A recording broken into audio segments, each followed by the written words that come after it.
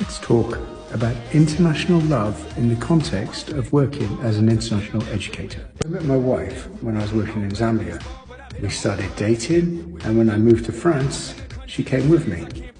It was quite complicated before we were married because she always needs to get a Schengen visa to come, so she'd come for 3 months, have to go back home to Zambia, and then she'd come for another 3 months.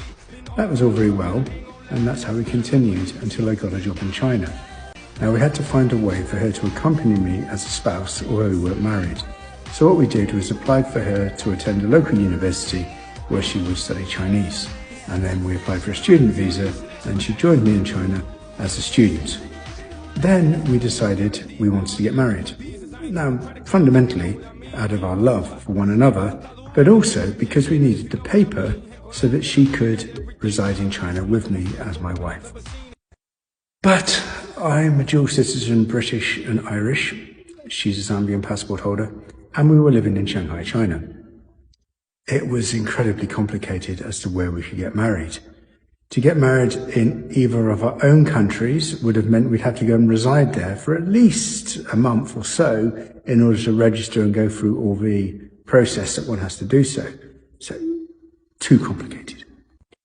And also, getting married in China was even more complicated. Probably it would have been achievable, but way too complicated without us having much knowledge of Chinese Mandarin, despite my wife studying the subject.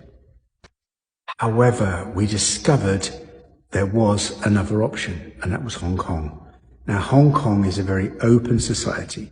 So I flew up there, registered us as our intent to marry, and then we flew back a month later and we were married in Hong Kong. And thus we were able to be legally married and able to apply for her to reside with me as my wife in China.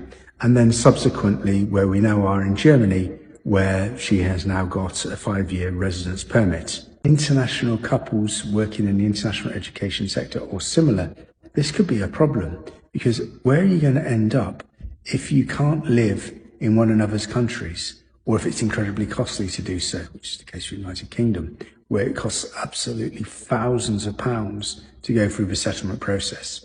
So you really need to consider your options because otherwise you can end up trapped.